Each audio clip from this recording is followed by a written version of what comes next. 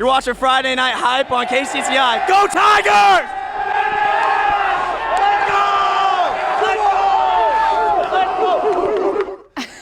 Love it, everyone. Scott Rice for Shannon Earhart. We've got the kids out there barking like dogs, Shannon.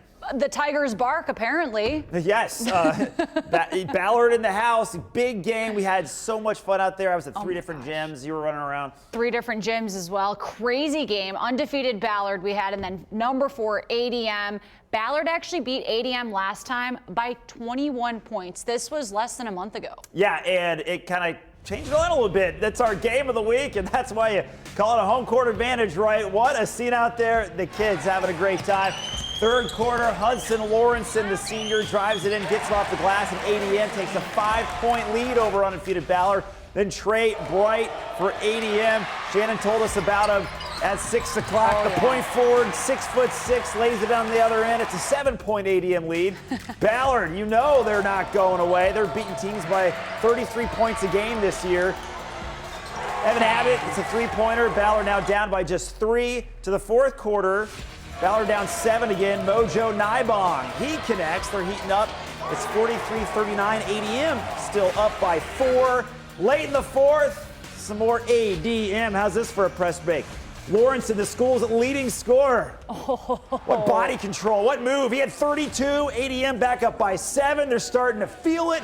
Graydon Herman with the late and one finish off a steal. And that is it. ADM knocks off undefeated top-ranked Ballard 62-57. I was just excited we won the game. Those guys, there's a lot of high school stuff, just people talking, and that's just, they kind of talked about how they beat us by a bunch the first time, so to get that win just felt really good, especially on our home floor in front of that crowd. Juiced up. How about number 4 Waukee playing on the road, and number 3 Dowling? Waukee with 2 losses this season, Dowling with only 1. Waukee was humming in the first quarter. The pull-up, taking it the old-fashioned way. How about that? Everyone on their feet. Charlie Crane at 6'10", easy off the window. He's going to go into Navy next season. Tie game. Crane was getting worked by Evan Jacobson, the future Texas A&M tight end. Probably the only one that can work Crane, by the way. Waukee by 4. Watch these moves. How about that off the glass? Waukee on a 10-0 run. Dowling would slow him down with a second chance points, but Waukee came to conquer and destroy. They went on the road 49-45. Hey, check out the Urbandale kids. Watch closely. There's a group of girls coming up on the right. I was up there on the upper deck. They're all having a great time. But then this group of girls, so too cool for school, they're hiding from the camera. Oh, my gosh. I wouldn't let them get away with it. Was that your daughter? No. So joke's on them. Jayhawks have been great this season, ranked 7, hosting rival Johnson tonight. Quentin Teeter says, I'll have all 4 of those. Knocks down the 3 and gets the foul. We're tied at 9. Johnston on the fast break. Tino Day with the fancy finish. Dragons take a 2-point lead. Teeter rolling for the Jayhawks, showing the range, showing a little muscle inside. Before the half, though, Johnson would build the lead. Here's Tino, or should I say 3-0. Tino Day is all day. Johnson gets it done on the road, 64-57 over the Jayhawks. Let's head over to East Roosevelt, but it was not at North, or it was not at East, rather. It was at North because there was water damage at Roosevelt's gym. Demir Coleman was doing damage in the second half. Roosevelt led 43-19 after that basket. East High needed to make some threes. D'Angelo Parker says, I got you. No problem connecting for the Scarlets. Roosevelt made a statement. Senior Finley Newman responding on the other end with a triple. Roosevelt with the exclamation win, and not even at their home gym. They can do it anywhere, and so can those girls. How about that? 76-58. Number 8, Lynn Marr had a 2-hour drive to Ankeny, and it looked like it. Lynn Marr sleepwalked through this game. Second quarter, Rio Aguirre to Drew Sorensen, easy off the glass. Carson Bright in the corner, knocking it down. Ankeny needed a bounce back after last week's loss to Waukee, and they did so against the number 8 team in 4A, 72-51, the final. Yeah, it was a very nice night at Norwalk. They honored the 2001 Boys State Championship team and had a huge turnout. The squad was coached by Bert Hansen 25 years ago. And Hansen, there in the purple, now an assistant on the girls basketball team. The game itself, though, did not go well. Norwalk was making everything, especially in the second half. That's Jamison Demaray draining the triple. The Warriors went on the road 66-45 over Indianola. All right, I hate leaving you guys, but we got to take a quick break here on Friday Night Hype, Shannon. We have some awesome little kids to take us to break. Van Meter, take it away.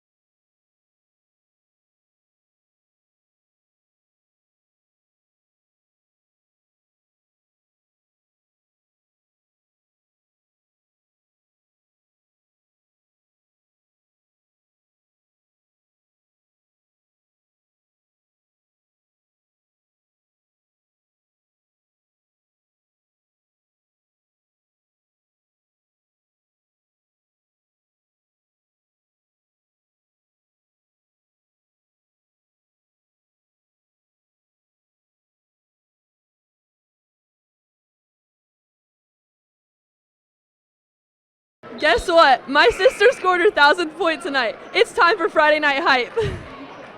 So awesome. I made the sisters do that because that was such a big moment for Ellie. They ended up getting the win. Dowling beat Waukee, and she scored her 1,000th point. Yeah, I'll say that's a fun Friday night. Welcome back, everyone. It was a great environment for that Ballard ADM game. The boys' side, the girls, was no different. Yeah. Let's take it to the action here because ADM showing off some fantastic passing right here. They like to share. They get it around to Alexis Maxwell, who's finally going to hit the open three right here, and they led 16-7 in the first. Ballard wearing the Reds. Macy Harder gets it inside, pulls up before she gets blocked, cuts the lead to 7. But let's talk about that ADM passing. It was fun to watch. Look at this passing clinic they're putting around. Everybody touching it. Brecken Morris is going to be open for the outside shot. ADM wins 51-28. How about West Central Valley at Van Meter? The kids were fired up. Adeline Richter swings to Talia Williams, and it's automatic to Ella Belden. WC Valley takes a 3-point lead. Longtime Waukee coach Chris Guess in his first season with Van Meter. That Williams working hard down low gets rewarded and won. It's 18-13. WC Valley, watch this range from Avery Banks. Give her the change. This one went back and forth. Van Meter with some great defense, getting her in the trap. Banks will get the steal, skips ahead to Macy Hire. She's got wheels. Get up and in. Van Meter gets the last word, winning a close one, 36-33. Number 12, Ankeny Centennial was at Valley. We're in the fourth quarter. Centennial by 4. Tylee White from deep. That cuts their deficit to 1. 5 minutes left. Centennial leads in a 2-possession game. Lizzie Beam through the trap. Rylan Boating on the finish there. The Jags would go on a 12-1 run, freezing out the home team. Miley Hatfield with the steal and deal. Ankeny Centennial wins 50-38. Hey, the Hoover kids having a great time tonight in Lincoln. We're raising the roof, right? Lincoln's Ella Faust gets the loose ball. The shot clock goes off for Hoover. Everyone kind of stands around, but Lincoln had already had possession, so Faust says, I'm just going to go down and score since the referee didn't stop action. Heads up play. She gets the and one. Lincoln by 7. How about the Hoover freshman Genesis Brooks Hayes? 5'2", but scored. Look how strong and tough Lincoln is. Oh, just ripping it away. That is Monique Stonehawker. Lincoln would win in overtime. This one went down to the wire, but the Rail Splitters do win it on the road 51-49. Shannon? Wayne was looking to upset Southwest Valley on the road. We're in the third quarter. Bristol Peck didn't care that it was the weekend. She had after-hours code. Southeast Valley led 27-18. Mackenzie Fast opens the back door. Obviously not slow. The reverse. The green light finish. Give the assist to Ada Lund. 3 minutes left in the game, but Fast wasn't done in the kitchen. She says, I'm cooking threes tonight. She had 5 of them, Scott. Southwest Valley protects home court 45-27. And when we come back, we have fan of the night. Yeah, and as we go to break, it's very important to keep our voices down this late at night. We don't want to wake anybody up, especially these kids. Oh, wait, which kid? We're getting hyped on Friday Night Hype.